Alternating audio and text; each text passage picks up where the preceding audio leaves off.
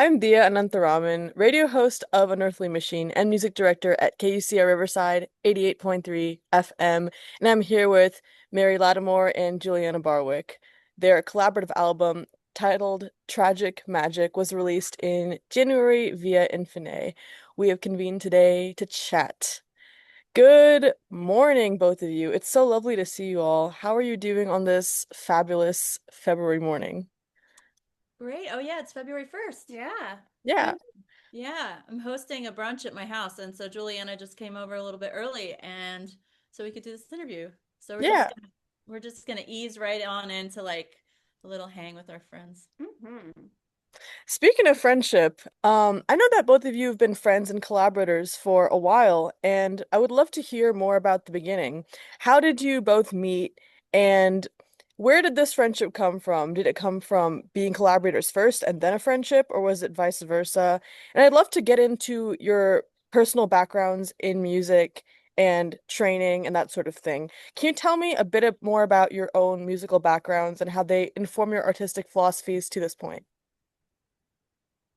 Yeah, I would say the way that Juliana and I met was that I was a super fan, and I just wrote her on her website, and I was like, "Dear Juliana, I love your music.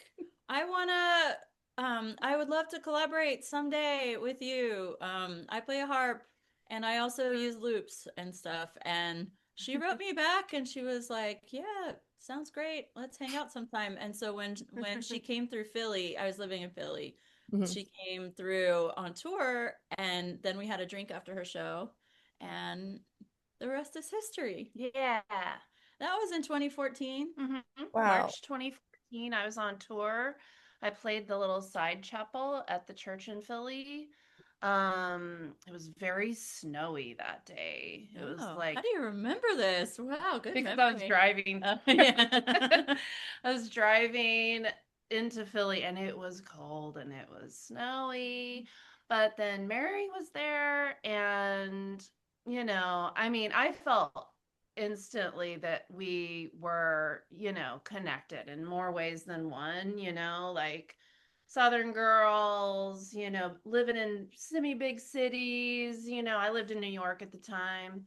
Mhm. And just, looping with our instruments. It's like we had a lot in common right from the very beginning. And I ended up putting out a record May 2016. And I asked Mary if she would please open for a few shows on that tour. Hmm. And we ended up doing like 11 shows in 11 days in the fall. And it was so much fun. And we've just been buds ever since. Lots of adventures. That's Oh, so yeah. sweet. Yeah. You know, you mentioned something about you both being very similar and that you both use looping and that kind of thing. And that kind of brings me to this commonality I see just in the practice, whether it's looping harps or looping vocals. It's very much kind of impressionistic and really like very focused on just the building of layers. And I think I definitely noticed that commonality in your both of your works.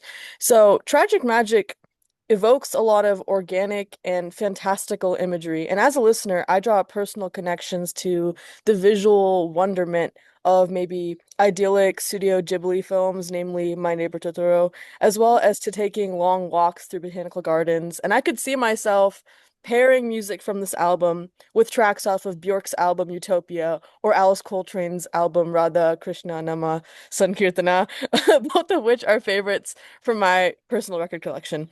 I've always been interested in knowing how the choices were made in terms of instrumentation, and this is like melodic and rhythmic elements of Tragic Magic. So, can you both tell me a little bit more about your creative process on this album, along with its sonic and emotional landscapes, and how they show up through some of the compositional and arrangement choices? Wow. Yeah, good question. Yeah. We were invited to make this record in the Museum of Musical Instruments in Paris. So that the instruments themselves really shaped how the record sounds. Just the the old harps that I was allowed to use from the 17 and 1800s. And Juliana was using some really killer vintage synths that are extremely expensive and rare. And And just being in the museum and being in Paris, that affected so much of it. And the sonic, the harp, like which one sounds like it could fit on this song, or which one isn't hard to use, and so it will go well on this song looped. Just a lot of consideration of the instruments that we were able to use. The Paris added to it. And then Juliana was saying, Yeah, like you were saying, the wonderment of having access to these instruments that are usually behind a rope or behind glass, or like you can't touch them. They're actually in a museum, And they gave us a list of instruments that we might want to work with, and so they could prepare them for our session. And that just added to the excitement and the novelty. I mean, Mary and I have made a lot of our own individual music, like essentially in our bedroom, or like at home, with our own setups. yeah. So this was just flipping that completely around. This whole recording experience was just something that was like legit, like literally once in a lifetime.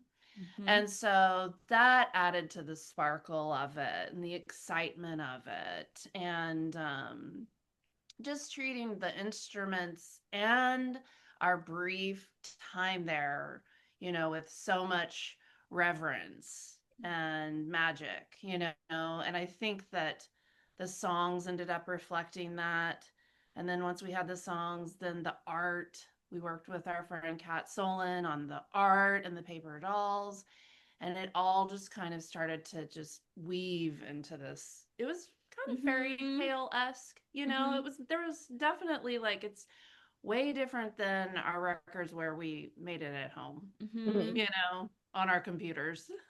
I Yeah. love thinking about, oh, maybe people will take this record to a botanical garden. I love the idea of like people on their headphones. Where are they gonna take it? Definitely. Totally. And that actually brings me to the next question, which will touch on a couple things that you guys did talk about. But I did talk a little bit more about the imagery evoked by the soundscapes of this album, and as you both just mentioned, the garden aspect of it as well, and just the wonderment of it. And I definitely appreciate the immersive sonic world that I was placed into while listening to this album. And there's a very grounded yet ethereal approach to exploring the bittersweet beauty of being in another place, Paris, following the wildfires in Los Angeles and the grief and devastation of experiencing that.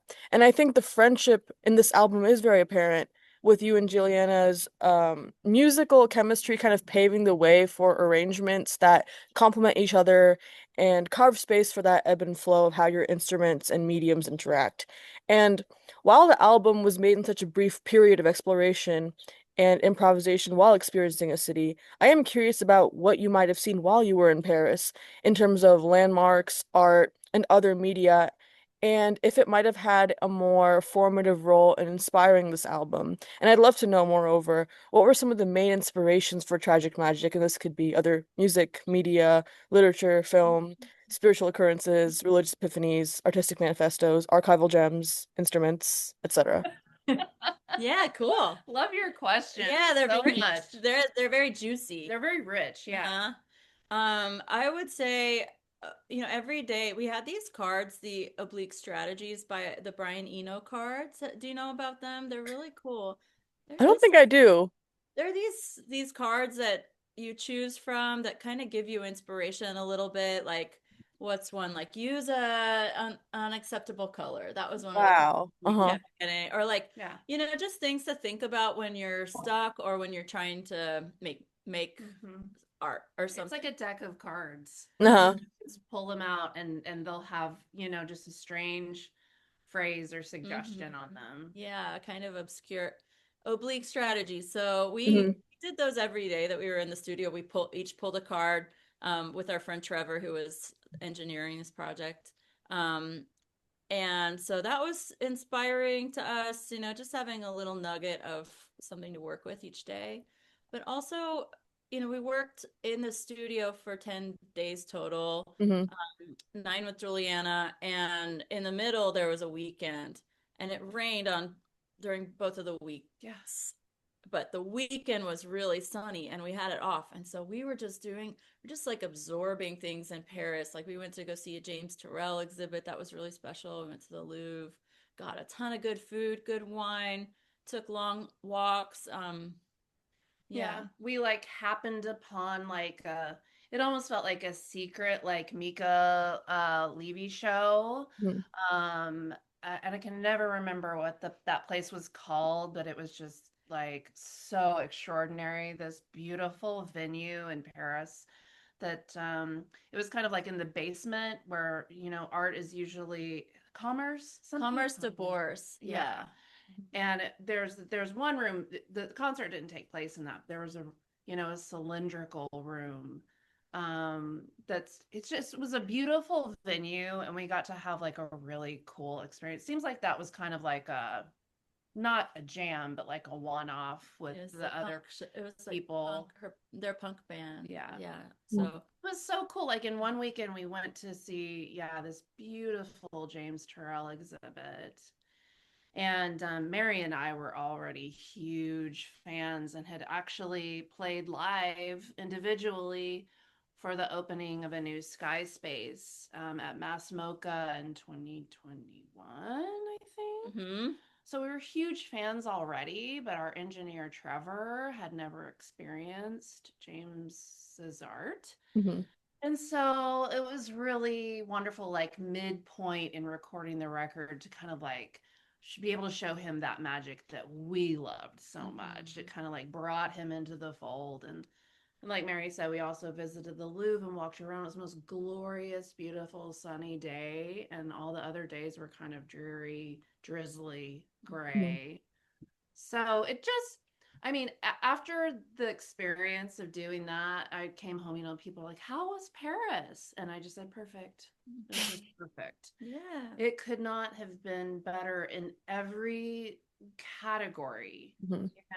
It was just amazing. And Infiné treated us so well. Mary and I Yeah. had never experienced such like loving and curious attention and care. We had dinners with them. We hung out at the office. Mhm. Alex from the label stopped by. It was a level of like care and curiosity that Mary and I had never really experienced before. Mhm. So everything about like all the facets of it were magical. Mhm. Mhm. That's Yeah. really heartwarming. Yeah. Speaking of, you guys mentioned the album artwork, and I'm interested in that. It captures the sound palette very well, I think. It's very lush, it's very gorgeous, very green. I'd love to know the story behind it and why it was created to represent this album. We've been friends with Kat Solon for a long time. She's a brilliant artist.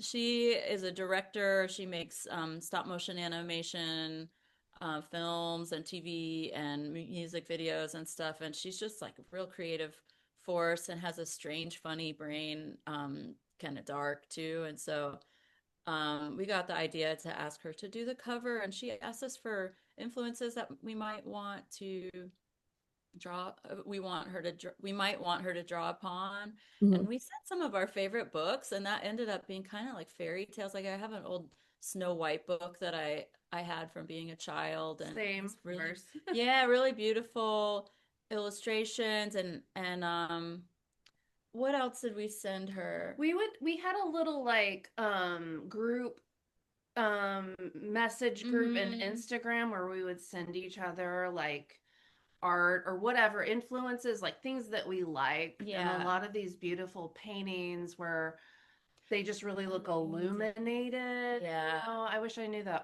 like name of that moons and and like lanterns. yes, Just like like Mhm. Maxfield Parrish was one of them. yeah. It's like a lot of paintings that we liked, Mhm. and also lots of like, yeah, color palettes and for the paper dolls, like Kat knows as well, and we also sent her like little feature, like little items that we love, and so Mhm. she painted these paper dolls that you can actually cut out of Mhm. us and little dresses to wear and my little cat.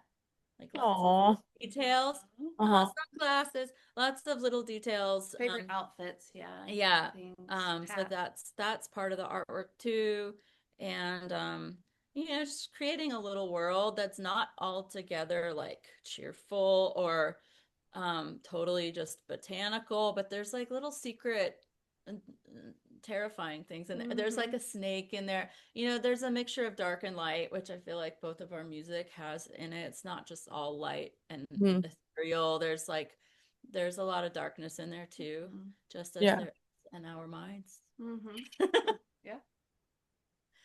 Definitely with the echoing, I guess, the kind of continuous echoing of looping. I think there is just inherent darkness in that kind of never-ending process, or just the, Yeah. I guess, building process. It's kind of hard to put my finger on, but I know what you're saying yeah. too. I never thought about it before, actually. It is kind of like you play the thing, and then there's like the ghost of the thing. Yeah, It's like like a singing persistent down a ghost well. of the thing that you're kind of playing off of. Yeah. Mm-hmm. Definitely. Now let's talk gear. I know there was some very careful selection of instruments involved in this project, with you both having access to a variety of really beautiful archival instruments with Infiné and the instrument collection at the museum. And Mary, with you choosing harps from 1728 to 1873, and you, Juliana, choosing quintessential analog synthesizers, I'm seeing an overall theme of selection here where the elements are kind of these timeless hallmarks and evolutions of the respective instruments. And I'm curious about what these instrument picks mean to both of you and why they were significant to the process of Tragic Magic. I mean, with the harps, it was like these are the harps kind of available and easiest to play. Hmm. This uh because there were some harps that were offered to me that um were impossible to get the kind of music that we make out of these harps. I mean, it would have been incredibly interesting to experiment with it in like the cross-strung ones that are chromatic. I couldn't wrap my head around like learning a totally new instrument in 9 days. Yeah. Um, but these beautiful golden 17 to 1800s harps that were not too dissimilar from my modern harp. It felt like, yeah, oh, you're Alex from Infiné was like, you're waking up the sleeping princesses, and that's what one of the songs is the Yeah. title is based on. But I was like, yeah, it's true. It's like these harps haven't been played in so long, and the curator got them in shape for our recording session, so they were restrung and the tension was adjusted and stuff. So these were instruments that I figured were not totally too far from the music that I make now, but still very interesting and like very interesting Hmm. timbre, different tone. Yeah. Mm-hmm. Handling it differently. I mean, I Mm-hmm. was in the same boat where like I knew I didn't have time to like reinvent the wheel, like playing live, making music. I almost always play keys of some kind and, do stuff with my vocals. Hmm. That's like the main elements, and I knew that's what I would be doing for the record. Hmm. Um but, I knew that there would be enough time to, I always call it just like following my nose, just like playing around. That's how I make all of my music. I like mess around with pedals or whatever the instruments are. And, like with like Stardust, that was just like me playing around and realizing that if you played a chord and then you hit a note of the chord, a couple octaves down, it would go, I had no idea that that was a thing, Hmm. but from the list that they gave us, I was like, yeah, let's mess around with a Jupiter and a Prophet, Yeah. and a vocoder. Like, I'd never really dug into any of those, truly, so yeah, that was the thought process behind the approach. Yeah. Another gear question. This is the last one. If you were each stranded on a desert island and could only take three pieces of gear with you, what would they be and why? Um, three pieces of gear. I mean, we're excluding like headphones and wires and all that. Yeah, let's exclude that. For me, it would be my vocal effects pedal, my looper, and keys, like my Nord. Any specific models of pedals, loopers? Yeah, I mean my vocal effects pedal is like a discontinued TC Helicon touch wave. I love the Helicon. It's the best. It's the Yeah. one that goes on the boom mics or on a mic stand, you Hmm. know? And I found that one in 2018 for some music I wrote for a group.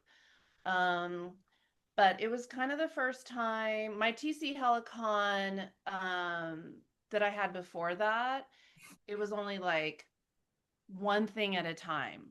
Reverb, Hmm. delay. You couldn't really mix it. Hmm. It's like ancient. This is the one with knobs.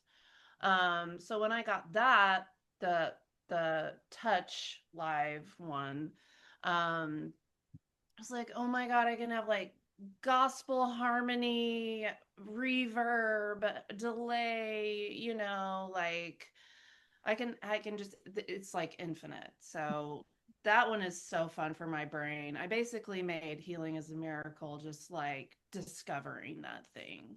And then the RC50 is just my tried and true, another discontinued thing. I have like three of them. Um, um, I could use it with my eyes closed. It's like my best friend. I tried another looper and absolutely there's so much disdain for it. It was unbelievable. I just was like, nope, I'm just going with what I know.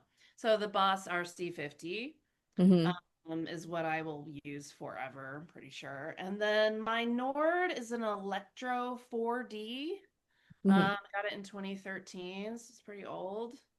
But I can get the sounds out of those that I like to make and I like to hear. So, Yeah. Cool. For me, I mean, it would be my harp, which is a Lion and Healy Style 30 Hmm. um, concert grand harp. I've had since I was 16. And I use a lot the Line 6 DL4, the green looper, Hmm. um, that I've had, long time. I've had to replace it a lot because they break, um, but I like the old style, like the new style to me, don't really like it very much. Oh, a little cat. Hello. Um, and then I really love my Roland RS09 synth string synth. Hmm. I feel like that one is it's my favorite band is The Cure, and I feel like that one is used on Cure records, and I just really like how it sounds. So Hmm. yeah. Yeah. I think hearing this has made me think a little bit more about how personal a looper pedal can be because I know everybody who uses a looper, myself included, we're very, very protective of that one selection, because the workflow is so, I guess like it's kind of like playing roulette live. So, if you loop at the wrong time, so I guess it's just interesting Yeah. to hear about that. Yeah, Yeah, that's a good point. Yeah, it's just very risky to try a new one when you know that one like the back of your hand. definitely. Yeah, one wrong button. Uh-oh. I Yeah, know. yeah. Your definitely. whole vision is like, I've Yeah. messed up. Sorry. Mhm. Thank you both so much for chatting with me. This has Yeah. been such a wonderful conversation, and I really I love appreciate your it. thoughts and your Yeah. questions. They're really Thank cool you. and poetic. Hmm. Thank you.